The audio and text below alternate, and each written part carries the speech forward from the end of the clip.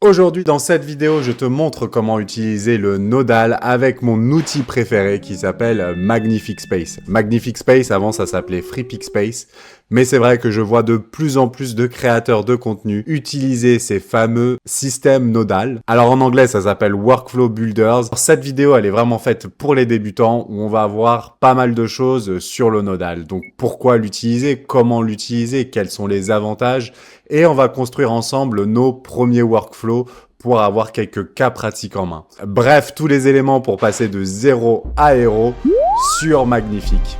Salut, moi c'est Baptiste et bienvenue sur les bancs de l'école. Je sors toutes les semaines une vidéo sur l'intelligence artificielle et plus spécifiquement sur les images et les vidéos. Alors n'hésite pas à liker et à t'abonner si cette vidéo de formation te plaît. Allez, c'est parti! Alors si tu n'as jamais touché à un workflow ou tu n'as jamais pratiqué le nodal, c'est vrai que la première fois peut faire très peur parce que ça peut partir dans tous les sens. Et quand je te dis ça peut partir dans tous les sens, voilà le type un peu de workflow où tu commences à avoir plein de lignes qui s'entremêlent. Moi, j'appelle ça des spaghettis.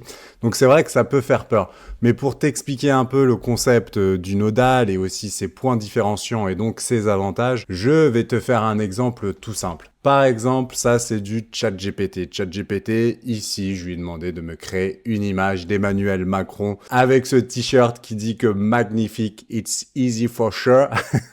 Et donc, ce que tu vois là, ici, c'est que voilà, j'ai rentré ce prompt-là, il m'a donné cette image, et l'interface utilisateur, c'est une interface de type chat. On va refaire la même chose ici en créant notre première image dans ce qu'on appelle ici un canevas, et tu vas voir qu'on va devoir connecter des blocs entre eux. On n'est pas encore parti sur la formation officielle, c'est juste pour te montrer que ici, la seule chose que j'ai à faire, c'est connecter un bloc texte à un bloc image. Et là, ça va être une des différences majeures entre juste un simple chat GPT et utiliser Magnific Space. Dans Magnific Space, tu vois, ici, j'ai un bloc image. Je vais pouvoir faire appel à un nombre de modèles de générateurs d'images qui est d'environ, je sais pas, 40, 50, 60. Tu vois, t'as vraiment tout ça. Donc, ça va te permettre de tester tous les modèles possibles et inimaginables et ça va te permettre de comparer chacun des modèles entre eux avec exactement le même prompt. Tu vois, ici, là, j'ai choisi dans ce bloc d'image, j'ai pris Google Nano Banana 2 avec ce prompt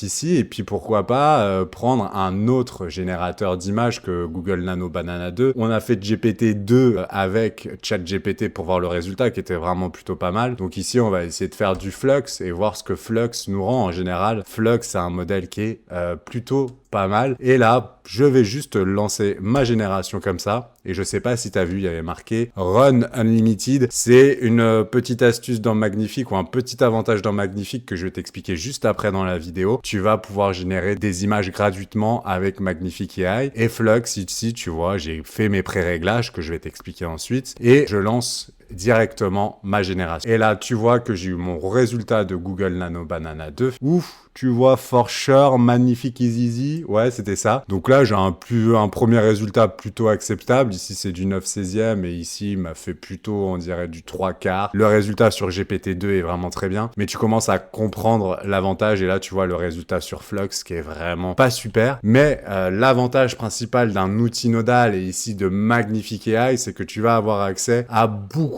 de modèles qui va te permettre de les comparer comme je viens de te faire la démonstration ici à l'écran. Alors que si tu restes enfermé avec notre fameux ChatGPT où beaucoup d'entre nous avons utilisé ChatGPT dans les années précédentes, bah là tu vas pouvoir utiliser qu'un seul modèle. Alors certes, en ce moment GPT-2 c'est un des meilleurs modèles d'image. Beaucoup disent c'est le meilleur. Moi je dirais que c'est un des meilleurs. Mais tu vas plutôt te restreindre si tu utilises qu'un seul modèle parce qu'il y a des spécificités à chacun des modèles.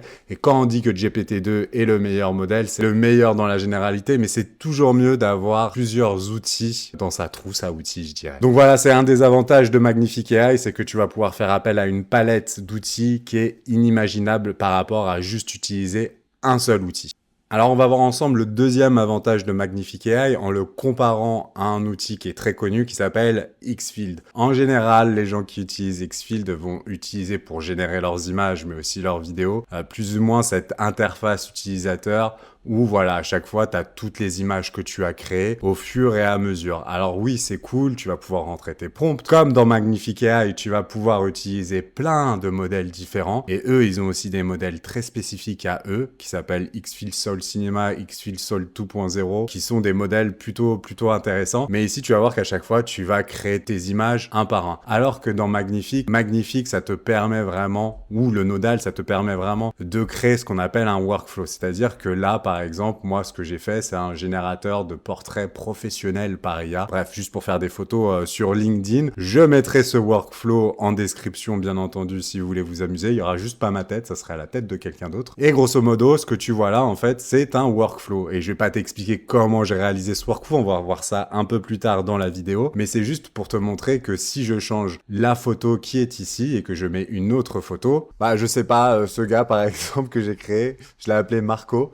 Et ben avec Marco, je vais pouvoir créer 20 shots automatiquement parce que tu vas voir ici que j'aurai défini 20 scènes via ce qu'on appelle un null list et c'est ce qu'on va voir après. Et ensuite, je connecterai ça à un bloc image et ici, là, tu vois, il y a 20 et j'aurai plus qu'à faire ça, un petit run from here. Et là, automatiquement, les 20 images vont se créer à partir de la tête de Marco. Je te montre ce que tu aurais fait normalement dans Xfield. Tu aurais dû générer image par image. Et quand je dis image par image, c'est-à-dire que tu aurais dû aller charger ta photo d'abord, rentrer le premier prompt qui correspond à la première scène et cliquer sur Generate. Tu aurais dû faire ça 20 fois, alors que moi, avec mon workflow, et ben au final, il est déjà sorti et mes 20 photos sont générées automatiquement. Tu vois, j'ai déjà mes résultats et j'ai déjà certains bons résultats où je le vois dans certaines scènes. Je te montrerai aussi d'autres résultats avec des prompts, on va dire, un peu plus poussés pour vraiment avoir des résultats professionnels. Mais voilà, c'est vraiment ça la principale différence entre Magnifique AI et Xfield, c'est que avec Magnifique AI et le concept des workflows,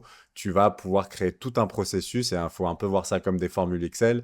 Une fois que tout est posé, après, tu n'as plus qu'à générer et ça va te permettre de démultiplier ton contenu et ta créativité. Alors maintenant qu'on a démontré l'intérêt de Magnifique AI, on va vraiment voir maintenant les bases. Donc déjà les bases, c'est sur la navigation. Il n'y a pas grand chose à savoir sur la navigation. Donc comment naviguer comme ça à travers ton canevas, j'appelle ça un canevas. Et les petites lignes ici des spaghettis, eh ben c'est très simple. Déjà si tu veux bouger comme je bouge ici, en fait moi je reste appuyé sur la molette de ma souris qui me permet de naviguer à travers mon canevas. Et tu vois que je me balade dans le canevas en appuyant sur la roulette et je vais à gauche, à droite, en haut, en bas. Si je veux faire un zoom sur mon canevas, je vais appuyer sur CTRL. Bah là, je vais zoomer avec ma roulette et dézoomer avec ma roulette en appuyant sur CTRL. Si je veux grouper plusieurs images ensemble, tu vois, là, je reste appuyé avec mon clic droit et j'ai des options ici, Arrange, et je peux grouper ça et hop, j'en fais un groupe comme ça, je t'expliquerai après. Et bah, si tu veux partager ton workflow, ici, tu as le bouton Share et tu pourras partager ton workflow avec des gens qui pourront juste uniquement le regarder et d'autres qui pourront le modifier. Et quand on dit Can View, ils pourront pas modifier le workflow, mais imaginons ils doivent uploader une image pour utiliser ton workflow, il n'y a aucun souci, il faudra faire un Can View comme ça. Si j'ai juste oublié un truc, imagine t'es perdu dans ton canevas et tu retrouves plus ton workflow parce que ça peut vraiment être des workflows super énormes. T'as plus qu'à cliquer sur ce petit bouton ici qui s'appelle Recenter et tu verras que il te remettra sur ton workflow. Voilà pour les principes de la navigation. Donc maintenant, on va vraiment attaquer la pratique en construisant notre premier nœud texte et notre premier nœud image. Donc pour créer ta toute première image dans Magnifique AI, tu auras besoin simplement d'un bloc image, mais aussi d'un bloc texte. Donc, comment faire appel à ce bloc texte et comment recréer cette image? N'oublie pas, je te partage le workflow en description, donc tu pourras le regarder par toi-même. Pour créer un bloc texte, ce que tu vas faire, c'est qu'ici, tu vas cliquer sur texte et tu vas prendre la petite icône ici et hop, tu vas faire Image Generator. Là, je sais pas ce qu'il m'a fait, hop, et tu vois, là, j'ai mon bloc texte qui est connecté à mon bloc image. Et moi, pour créer cette fille, tu vois, j'ai rentré montrer ce prompt-là. Je fais pas un cours sur le prompt. De toute façon, quand tu fais du nodal, tu verras que le prompt n'est plus si important que ça et je vais te le démontrer assez rapidement. Donc là, tu vois, j'ai rentré mon texte et je l'ai connecté à un bloc image et j'ai fait 2 générations avec, ici, tu vois, GPT-2. Et je pense qu'il est temps maintenant de regarder vraiment les détails du bloc image. Donc là, tu vois, je vais faire clic droit, Image Generator, et là, il va me sortir mon bloc. Quelles sont les options de ce bloc? Bah, tout simplement, les options de ce bloc, ce que tu vois ici, describe the image you want to generate. Pas mal cet anglais. Bah, ça veut dire tout simplement que tu peux rentrer ton prompt directement dans ton bloc image. Donc tout à l'heure, je te disais, tu as besoin d'un bloc texte. Bah, en fait, ton texte, tu peux très bien ici le mettre directement dans ton bloc image. Mais tu vois, c'est un peu plus compliqué après pour relire, pour voir ce que tu as rentré. C'est pour ça que moi, je préfère créer mon bloc texte à chaque fois à côté. Ce que tu peux faire avec ce bloc image, c'est que tu peux choisir le nombre de générations que tu vas générer. Bien entendu, tu l'as déjà vu, on va pouvoir choisir le modèle qu'on veut. Donc là, j'ai envie de te dire, si tu veux des recommandations de modèles, GPT-2 et Nano Banana 2, ainsi que Banana Pro. Les noms sont horribles à dire. C'est vraiment les références. Comme j'ai déjà dit, essaye de tester un maximum de modèles. Tu vas pouvoir ici, en fonction du modèle de générateur d'image que tu as choisi, choisir ton format, si tu veux du 9/16e, 16/9e, un format carré, etc. Et enfin, la qualité. Et tu pourras faire ta génération quand tu auras cliquer sur le petit bouton lecture. Alors, un des avantages de Magnifique AI, c'est que tu vas pouvoir générer jusqu'à 1000 images gratuitement sur Google Nano Banana 2. Je sais que c'est 1000 images parce que moi, je les ai dépassées et je sais qu'il y a beaucoup de youtubeurs qui te disent que c'est en illimité. Ce n'est pas en illimité. C'est un maximum de 1000 images. Et à partir de 1000 images, en fait, il va ralentir la génération. Ça va passer en relax mode, mais ça va mettre plus de temps. Donc, potentiellement, oui, c'est de l'illimité, mais tu verras que après, quand tu passes en relax mode, c'est vraiment très lent. Et tu vois, là, j'ai Google Nano Banana 2 avec cette petite icône illimitée et quand je vais lancer ma génération, tu vois, il y a marqué Run Unlimited. S'il y a marqué Run Unlimited, ça veut dire que ça va rien te coûter en termes de crédit. Par exemple, tu vois, ici, j'ai utilisé GPT-2 et là, si je lance ma génération, il y a marqué Run 200 crédits. C'est comme ça que tu vas savoir combien te coûte un bloc image, un bloc vidéo, etc. Et tu vois, regarde là, sur le Unlimited, il vient de me faire une petite alerte où il me dit, bah, t'as fait beaucoup d'images illimitées. Et va pas trop vite parce que en gros t'as déjà utilisé 30% de ta capacité en illimité gratuite et tu vois ouais quand tu utilises Google Nano Banana 2 générations sortent vraiment très vite et c'est pour ça que j'ai eu cette petite alerte. Voilà pour un des avantages de Magnifique AI et donc on a réussi ensemble bah voilà à créer ce premier bloc image et ces premières images mais je t'ai pas tout raconté sur les images, j'essaye aussi de te donner un peu de vocabulaire. Ce qu'on vient de faire là, créer une image à partir uniquement de texte, c'est ce qu'on appelle ici text to image. Alors voilà pour le text to image, maintenant on va voir le image to image, c'est-à-dire à partir d'une image en créer une autre. Donc moi ce que je voulais faire, c'était mettre cette fille-là en couple avec Jean-Paul Belmondo. Ici j'ai ramené une image et tu vois, je l'ai renommée JPB. Pourquoi je te montre ça? Parce que justement, c'est une technique que je vais te montrer juste après. Donc, pour renommer ton image, hop, tu double-cliques comme ça et puis tu l'appelles JPB. Moi, à partir de ces 2 images, tu vois que j'ai pu créer environ une dizaine d'images en utilisant la bonne affaire de Magnifique, c'est-à-dire que je peux générer autant d'images que je veux en un cas avec Google Nano Banana 2 et tu vois que ça m'a donné des résultats plutôt intéressants et c'est intéressant puisque là tu vois qu'il m'a transformé Jean-Paul Belmondo en plus vieux, donc il a compris que le shot il était de 2010-2020 alors que je lui avais donné une référence quand il est jeune, donc ça c'est plutôt intéressant à voir, mais on va dire que si vous voulez vraiment respecter, tu vois que j'ai des images où ça respecte vraiment l'image de référence que je lui ai donnée.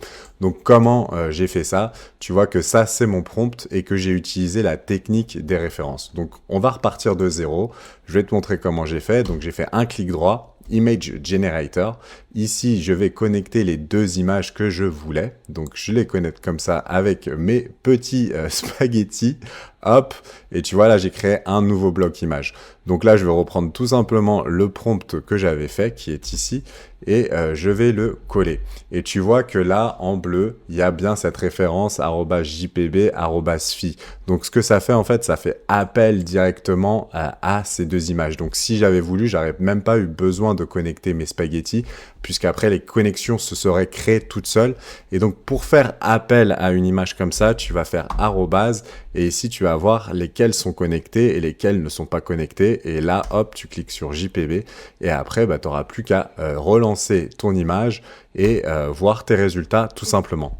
Une fois qu'on a vu toutes les images, faut passer naturellement à la vidéo, et c'est ce qu'on va faire tout de suite. Alors la vidéo, ça fonctionne quasiment de la même manière que l'image. C'est juste que la vidéo, on va pouvoir générer plus de mouvement, plus de vie. Mais il y a exactement les deux mêmes principes, c'est-à-dire je fais du texte to vidéo ou du image to vidéo. Après, il y a d'autres technicités. On va voir ce qui s'appelle le start et end frame, où on va avoir aussi la référence. On commence par le plus basique, le texte to vidéo. Et tu vois que moi, mon prompt, de nouvelle fois, pas un prompt de malade, je dis juste un couple parisien qui s'embrasse dans les rues de Paris. Donc ici, je te remontre, on est vraiment sur une vidéo de formation. J'ai fait appel à mon bloc texte. Je vais juste recopier ici mon texte. Hop. Et vidéo generator. Et là, tu vois, j'ai fait appel à un bloc vidéo. Dans ce bloc vidéo, en fonction du générateur de vidéo, je vais avoir des options bien précises. Moi, ici, je voulais tester un nouveau modèle qui s'appelle Happy Horse. Et donc, c'est pour ça que cette vidéo-là que tu vas voir, c'est du Happy Horse. Happy Horse, 1155 crédits, ça doit me faire du 1 euro ou 50 centimes la vidéo. Mais je voulais tester et donc voilà, c'est encore l'avantage de Magnifique, pouvoir avoir accès à tous ces modèles. Et j'ai connecté ça à mon bloc vidéo. Et là, tu peux choisir, comme sur l'image, le nombre de générations, le générateur que tu veux choisir en termes de vidéo. Et là, une fois de plus, fais attention parce que tu n'auras pas les mêmes options en fonction du générateur de vidéo que tu vas choisir, mais t'inquiète pas, on va en voir certains. Le ratio, et enfin, ça c'est différent des images, mais le nombre de secondes, la durée de ta vidéo. Bien entendu, plus ta vidéo sera longue, plus elle va te coûter cher. Voilà pour le premier bloc, c'est du texte to vidéo, c'est très simple. Et donc maintenant, on va voir l'image to vidéo. Et pour ça, j'ai créé deux nouvelles images de notre couple de référence pour t'expliquer deux méthodes pour faire de l'image to vidéo. Ici, notre couple, il s'engueule et tu vois que j'ai connecté une image, j'ai fait de l'image to image. Ça, c'était mon image de référence. Et j'ai rajouté un prompt pour dire qu'au final, ils sont en train de s'engueuler et que ça se passe plus très bien. Et j'ai créé cette deuxième image où la fille appelle le taxi. Pour faire de l'image to vidéo, c'est très simple. Tu vas sélectionner ton bloc image, tu vas le connecter à un générateur de vidéo et tu vas avoir ton résultat. Ce qu'il faut que tu saches, c'est qu'il y a deux techniques en vidéo. Ce qu'on appelle le first frame et last frame et le référence. Quelle est la différence entre les deux ? Ici, tu vois, j'ai fait du first frame, last frame. Donc normalement, ils sont en train de s'engueuler et elle va partir. First frame, last frame, ce que ça fait, c'est que ça va obligatoirement commencer par cette image et le last frame, ça va automatiquement terminer par cette image. Moi, dans mon prompt ici, en fait, ce que je demande, c'est que la fille monte dans le taxi. Avec la logique du first et du last frame, tu vas voir qu'elle ne va pas monter dans le taxi, puisque l'image se termine sur elle qui lève la main et qui fait appel au taxi. Alors qu'avec référence, il va pas se bloquer uniquement sur ton image de départ et ton image de fin, il va se permettre d'imaginer la suite. Donc moi, dans mon prompt ici, je lui ai dit qu'elle appelle le taxi et qu'elle monte dedans. Et avec référence, tu vois que là, ça marche, mais que en first frame et last frame, ça ne marche pas. Donc tu vois qu'ici, référence, ça m'a permis d'atteindre mon résultat, mais je pouvais aussi très bien faire du first et last image en faisant une last image où tu la vois en train de monter dans le taxi. C'est juste que c'est deux méthodes différentes et first image, last image, c'est vraiment si tu veux terminer avec des images que toi, tu as créées toi-même. Voilà la principale différence et voilà comment on fait de l'image to vidéo. Voilà, j'espère que je t'ai pas trop embrouillé sur tout ce qui est générateur de vidéo. Au final, ça fonctionne comme les images, c'est juste que tu as un peu plus d'options et tu peux faire beaucoup plus de choses. Maintenant, on va passer sur les nœuds suivants qui est les nœuds assistants. Tu vas voir, c'est cool. Et enfin, les nœuds listes. Et les nœuds listes, ça va vraiment te permettre de démultiplier ton contenu. Et à la fin, on a encore certains workflows à voir ensemble. Donc tu vois, on a encore pas mal de petits trucs à faire. Et maintenant, on va passer au nœud assistant. Le nœud assistant, c'est vraiment très simple. C'est comme si tu avais un chat GPT de poche avec toi. Ici, tu vois, tu peux lui rentrer ta requête. Donc par exemple, ici, si je vais sur chat GPT, je lui dis écris-moi un poème sur Macron. Macron, crépuscule. Je vais pas vous le dire, on s'en fout. Je vais lui mettre exactement le même prompt ici dans mon nœud assistant. Excuse-moi, je t'ai pas montré comment faire appel à un nœud assistant. Clic droit, assistant. Et tu vois, là, j'ai mon bloc assistant, c'est exactement le même. Donc, je vais le supprimer. Ici, tu vas pouvoir faire appel à tes modèles préférés. Il y en a pas énormément, c'est pas les plus récents non plus. Et ici, je vais faire run pour un crédit. Donc, un crédit, ça va. Mais ce que je veux te montrer, c'est que les résultats vont apparaître exactement dans la même fenêtre. Et c'est juste ce petit truc que je veux te montrer. Donc, comme tu vois là, j'ai mon résultat. Pareil, je vais pas te le lire. Tu peux automatiquement copier ce résultat. Tu peux exporter le résultat et tu vas voir ici, hop, tu vois, il y a marqué prompt. Donc au final, ça c'était mon prompt, ça c'est mon résultat. Moi j'ai utilisé Claude Opus 4.7 et ça m'a permis de créer ça. Pas très intéressant, tu vas me dire, quand je te montre un workflow sur des images et des vidéos, mais détrompe-toi, ça va te permettre que l'assistant écrive tes prompts et te sauve pas mal de fois. Par exemple, toujours avec mon image de Gérard Depardieu ici tout jeune, je lui ai connecté ça à mon assistant. Donc c'est comme si tu donnais une image à ChatGPT, hein. Et là, je lui dis, crée-moi un prompt avec l'homme en photo pour une couverture YouTube sur une vidéo de formation sur Magnifique AI. La couverture doit maximiser le clic sur la miniature. Ça, c'est mon prompt. Et tu vas voir que ici, j'ai pris le texte et je l'ai connecté à mon bloc d'images pour qu'il me crée ça avec Google Nano Banana 2. Mais ce que tu ne vois pas au final, c'est le résultat. Et le résultat, tu vois qu'il m'a écrit un prompt qui est plutôt long. Et écoute, le résultat, je trouve que franchement, ça va. Pour la photo que je lui ai donnée, Google Nano Banana 2, est-ce que c'est le meilleur sur les têtes réalistes ? Je crois plus trop. Et au final, je te dis Google Nano Banana 2, mais au final, j'ai créé ça avec Google Nano Banana Pro. Pour du Google Nano Banana Pro, le résultat est vraiment pas mal. Voilà en quoi l'assistant va te permettre de t'aider dans la création de tes images. Mais ce qui va permettre de décupler ta création, c'est tous les blocs de listes, les nœuds listes, et on va regarder ça tout de suite. Alors, on va passer désormais au nœud liste et je t'ai préparé un petit exemple. Alors déjà, comment faire appel au nœud liste? Clic droit et ici, tu vas avoir liste. Et là, tu vas pouvoir rajouter soit du texte, soit des médias, c'est-à-dire que tu vas pouvoir déjà mettre 10 photos dans ce bloc. Donc vraiment, la liste, faut l'avoir comme une liste, mais ça peut être une liste de texte ou une liste d'images. Ici, je sais pas, je vais rentrer un chat en anglais, dog. On va marquer snake. Voilà. En fait, tu peux rentrer jusqu'à, je sais pas, peut-être 1000 entrées texte. Je t'avoue que je suis jamais allé jusque-là. Est-ce que ça permet, ici, tu vois, je vais permettre d'exporter ça comme une liste. Et ici, je vais le connecter à un image generator. On va utiliser Google Nano Banana 2, comme je t'ai dit, à un cas assez gratuit. Et là, ce que tu vas voir, c'est que ton spaghetti, il a des petits trous. Et en fait, ça veut dire qu'il y a plusieurs images et qu'il va générer plusieurs images. Tu vois, ici, par exemple, il y a le 3 qui est bloqué parce que, en fait, il va me créer une image pour chacune de ces entrées texte. Et voilà, je vais lancer l'image et tu vas voir qu'il va me présenter ça sous forme de liste. Donc, c'est ça, la liste. Je t'ai pas encore expliqué l'intérêt parce que je vais te démontrer ça tout de suite avec un exemple. Mais ce qu'il faut comprendre avec la liste, c'est que tu vas pouvoir varier des images, des environnements vraiment très vite. Au lieu de générer à chaque fois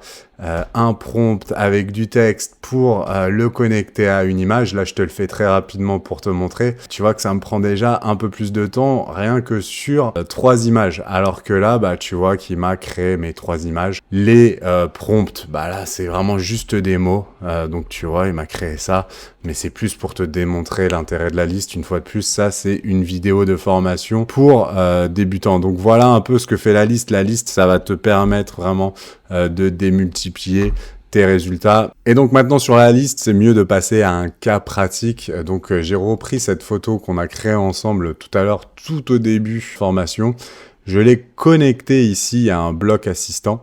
Et dans mon prompt, tu verras, c'est un prompt très facile. Crée-moi 10 prompts en anglais avec la photo de référence en ajoutant un animal domestique. Et je lui dis en gros, en termes d'action, réfléchis à l'action qu'a fait parce que moi, j'ai pas trop d'inspi. Et ici, il m'a donné les résultats avec les 10 prompts. Une fois que j'ai eu ça dans l'assistant, vous voyez ici, j'avais la possibilité d'exporter ça comme une liste ou d'exporter ça comme un texte. Moi, je veux vous montrer l'intérêt de la liste, donc j'ai exporté ça comme une liste. Et voilà les résultats qu'il m'a donné. Donc là, j'ai une liste de 10 prompts. Et vous voyez, je peux exporter ça comme une liste ou une référence. J'exporte ça comme une liste. Je clique sur Image Generator. Et là, vous voyez de nouveau que mon trait n'est plus exactement le même. Et que là, le 10 est automatiquement bloqué. Ça veut vraiment dire qu'il a compris qu'il y avait 10 prompts à créer et 10 images. La seule chose qui me manque, c'est de nouveau l'image de référence que je vais connecter à mon bloc image pour être sûr qu'il réutilise bien cette fille-là. Et j'ai plus qu'à lancer. Et là, vous voyez, il y a marqué Run 750 crédits. Donc c'est sûr qu'il m'a mis automatiquement sur du Google Nano Banana Pro, c'est payant. Et moi je vais prendre du Nano Banana 2 parce que c'est gratuit jusqu'à 1000 générations. Et pour une vidéo de formation, ça m'arrange bien. Vous voyez que là, il va commencer à me générer mes résultats et il va me mettre ça sous forme de liste. Alors que ce qu'on avait vu au début, à chaque fois, il me crée un bloc, une image. Là, il va vraiment tout me mettre dans ce rectangle et on va voir les résultats. Et les résultats commencent à apparaître. Hop, j'ouvre en grand. Vous voyez bien que c'est la même fille avec un chien. Voilà, je pense qu'il a dû me faire chien et chat uniquement. Alors, voilà, là c'est en train d'être créé, j'étais un peu en train de paniquer, mais en fait il met un peu de temps à ouvrir la preview puisque je vois qu'il y a d'autres résultats ici. Hop, avec un perroquet, pas mal. Donc voilà un peu l'intérêt de la liste, ça va vraiment vous permettre de démultiplier vos résultats et vos générations. Voilà, maintenant je pense que tu es armé pour construire ton premier workflow. On a vraiment vu les 5 nœuds basiques pour construire les workflows. Donc on a vu texte, image, vidéo, assistant pour améliorer tes prompts, liste pour démultiplier tes contenus. Mais tu peux voir qu'il y a plein d'autres nœuds. Et ces autres nœuds, je les développe dans d'autres vidéos que j'ai déjà faites. Donc je te conseille vraiment d'aller voir sur ma chaîne. Les vidéos s'appellent FreePic Space. C'est exactement le même outil, sauf que maintenant, FreePic a décidé de s'appeler Magnifique. Et tu verras qu'il y a des nœuds qui te permettent, comme l'Image Upscaler, d'améliorer la qualité de ton image. Il y a un nœud variation qui te permet au final de prendre un shoot photo et d'en créer des variations en termes d'angle. Donc tout ça, je le développe dans d'autres vidéos, donc n'hésite pas à consulter ma chaîne et à t'abonner. Maintenant, on va regarder mes workflows préférés, ceux que j'ai déjà développés avec cette chaîne, et on va passer directement à celui qui est le plus demandé, le workflow pour créer ce qu'on appelle des UGC, User Generated Content. Donc le premier workflow, c'est comment créer des UGC avec l'intelligence artificielle. Donc moi j'appelle ça AI UGC et tu vois qu'il faut moins de 4 étapes pour réussir à avoir une vidéo comme celle-là. J'adore les vidéos de formation de Baptiste. Elles sont incroyables. Bah écoute, merci si t'adores mes vidéos de formation. Donc pour faire ça, il suffit moins de 4 étapes. Donc la première étape, c'est bien sûr de mettre un texte avec un prompt. Je laisse le prompt comme ça, je vais pas l'expliquer. Si tu veux regarder mon prompt plus en détail, je te rappelle que je laisse le lien du workflow et tu pourras regarder par toi-même. Donc ici, on a fait un nœud texte qu'on a connecté à un nœud image. Donc ici, on a fait du text to image pour avoir la tête de l'influenceur. À côté de ça, j'ai créé une fausse page YouTube avec l'école et ma tête. Et en fait, ce que je voulais, c'est qu'il montre son portable et qu'on voit ma chaîne YouTube. Donc tu vois, ici, le prompt est vraiment pas compliqué. Create an image of the influencer qui tient un téléphone et qui montre ma chaîne YouTube. Donc vraiment, j'ai réussi à créer cette image très facilement. Et enfin, cette image, je la connecte à mon bloc vidéo. Ici, tu vois que j'ai sélectionné 6 danses sur 6 secondes avec le son. Et le prompt, de nouveau, vraiment pas compliqué. Je lui dis, crée-moi une vidéo UGC et voilà ce qu'il dit. Pour le français, c'est vrai que le français est vraiment pas fluide. Sidance, pour l'instant, il est très bon en anglais et en espagnol. En français, c'est pas encore ça. Mais des fois, tu peux voir que ça peut quand même faire l'affaire. Ici, il n'y a pas de faute de français, mais on sent que c'est de l'IA. Donc voilà vraiment pour le premier workflow en termes AI UGC. Tu vois, j'ai fait des variantes avec un autre influenceur qui montre une autre application. Au début, ici, c'était ma chaîne YouTube. Ici, c'est une application. Et enfin, un workflow AI UGC, mais plus en mode skincare qui donne vraiment de très bons résultats. Je te laisse juger par toi-même en anglais. I started using HeyBud's Overnight Sensation Hemp Night Moisturizer a few nights ago. It sinks in fast, isn't greasy, and I wake up with... Donc voilà un peu sur les workflows AI UGC. Mais maintenant, on va revenir à notre tout premier workflow, le workflow pour faire des photoshoots en mode LinkedIn, puisque maintenant tu vas pouvoir comprendre ce workflow par toi-même, donc je pense que c'est intéressant de le revoir. Voilà, et maintenant on retourne au tout premier workflow qui maintenant, je pense, tu peux le comprendre. Le but de ce workflow, c'était de générer des shots professionnels en mode LinkedIn. Et là, ce que j'avais fait, c'est tout simplement, tu mets la tête de quelqu'un et derrière, tu le mets dans 20 lieux différents. Donc comment j'ai fait ça? J'ai mis une photo d'origine ici. En dessous, j'ai fait appel à un nœud assistant où je lui dis de me créer une liste de 20 lieux professionnels où je pourrais mettre tout simplement cette fille. Il m'a donné ça comme résultat. Donc là, j'ai mon liste avec juste ces quelques mots et j'ai connecté cette photo à un nouveau bloc d'images avec cette liste. Et donc, tu peux voir ici qu'il y a les 20 générations qui sont ici. Et donc, à la fin, tu te retrouves avec 20 shots. Alors, bien sûr, ils sont pas tous parfaits. Il y en a, ils sont vraiment très simples. Mais dans certains, tu trouveras forcément des meilleurs résultats. Ici, je le rappelle, on s'est vraiment pas concentré sur les prompts. Donc, c'est pour ça que certains résultats peuvent paraître faibles. Mais par exemple celui-là, mais voilà, c'est vraiment pour te montrer qu'en utilisant le nœud list, tu vas vraiment pouvoir démultiplier ton contenu et créer beaucoup de contenu. Donc voilà, c'est la fin de cette vidéo.